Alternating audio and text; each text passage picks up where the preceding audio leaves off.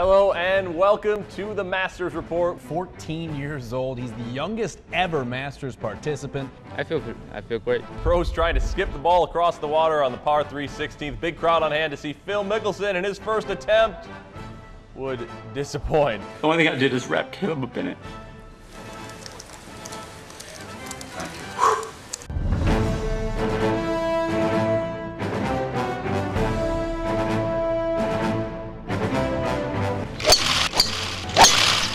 Ladies and gentlemen, the 2013 Masters has now officially begun. What an exciting first round.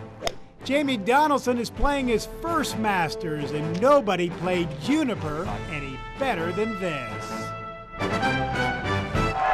Sergio Garcia is still looking for his first win. It's obviously not my favorite, my most favorite place. A wild, entertaining second round of the Masters. Freddie Couples with Friday on his mind. He's a shot back. This approach at 6 set up birdie, helped him get there. I'm going to quit when I win this thing. I swear to God. I am going to retire. Here's what the leaderboard looks like heading into the weekend. Jason Day and 53-year-old Fred Couples will be in the final group. Today, it's world's #1, Tiger Woods, who gets a 2-stroke penalty. The rules officials did a fantastic job, and I got a 2-shot penalty. So it's Snedeker and Cabrera in the final group tomorrow.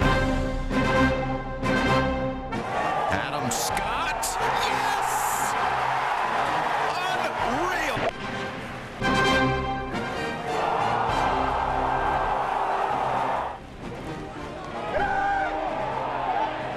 There it is, Adam Scott. It's incredible. It's hard to exactly put it all together in my mind at the moment. It's a real honor. Amazing.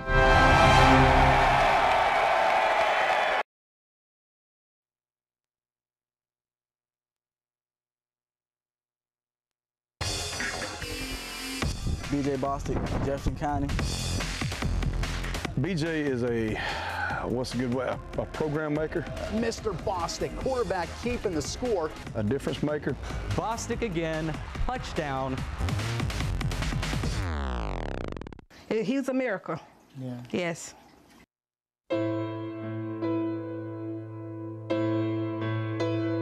BJ Bostic is barely old enough to remember that day 16 years ago.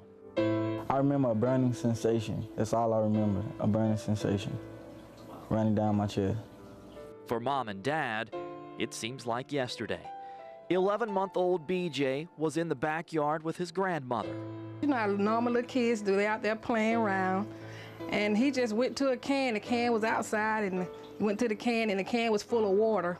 And he picked it up, and what he did, he picked it up and drunk it, and he went to my mom with the can in her hand. That's how we knew it was the potash. And we went straight to the emergency room. I thought we had lost him, really did. The potash burnt his esophagus. It burnt his whole chest black. They had to run a tube through his stomach, and he had like a little string coming up through his nose with a little button taped on his face. We had to feed him through a tube. For 2 months, BJ lived at the Medical College of Georgia. Shawanda even quit her job to stay by his side, while Barry Sr. was stationed in Kansas with the Army. Man, I was kind of worried, and it was stressful. But as long as you got the man above, pray, got the man above, everything will be all right. See, I think it made him a tougher kid because, he's a real tough kid, to go through all of that. I figured if he could have got through that, he could got through most of anything. I'm a miracle because, I could have been gone, and now I feel fortunate, and I'm just thankful to be here. Today, 2 reminders of that day remain. The scars on BJ's abdomen, D2 10 pair right ready. And the player and person he has become. He is the kind of player that, whatever you ask out of him, he does. God gave me another opportunity at life, so I just try to strive and be the best person I am and try to be as successful as I could be because, I couldn't have been here. Nearly 3,000 total yards, more than 30 touchdowns, and a scholarship to play football at Georgia Tech. take advantage of the good things that you have in life. I think there's so many people out there that harp on the negatives. There's so many more positives in the world. I just thank God that we have him. Yeah. That's all I can say. I just thank God. Keep faith in God. That's it. Never give up. I really think I'm a miracle because based on the fact that, you know, my life, you know, I could have been gone, and now things seem so great for me right now, and I'm just so fortunate to be here. I just think I'm a miracle.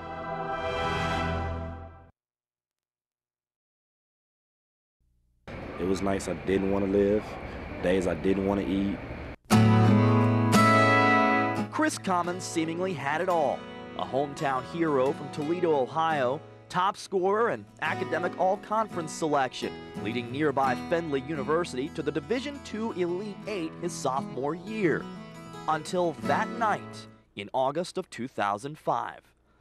We end up going out, drinking, end up smoking, doing a couple bad things, and they end up getting caught up in some robberies, and I got caught up with them.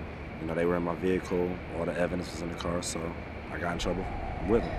Chris was arrested, charged, and convicted on 2 counts of second-degree robbery. He spent nearly a year in prison. It's not like TV. For me, I think for me, it was a lot difficult. I'm sitting in jail with, you know, grown men, real men that's talking about guns, drugs, stuff I really don't know nothing about. First thing I'm thinking is my life is over. I've shamed my family, and honestly, I just wanted to die. When Chris was released in September of 2006, more than 50 schools expressed interest in him playing basketball. But one by one, they all backed off after learning of his past. All except one. USC Aiken ended up being like my last hope. Just coach got contacted me. I found that to be, you know, a very sincere kid who really just wanted another opportunity to prove that he could play, and that, you know, he made a mistake and he wanted to correct those mistakes. I'll go there if he can get me in. That's all I told him. If you can get me to that school and get people to believe in me, I'll be there. And a 6'8" junior forward from Toledo, Ohio, two-time Peach Belt Player of the Week, Chris Commons!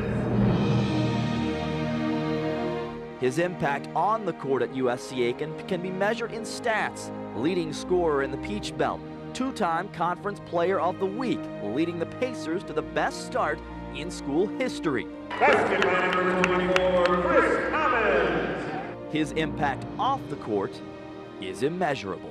We all make mistakes, and you know, you need somebody to believe in you and to give you that opportunity to change your life. If we never give anybody a second chance, how are we going to ever grow up? How are we ever going to grow as people? You always got to keep faith. No matter what you're doing, when times get rough and you think you're never going to make it, it's a light at the end of that tunnel.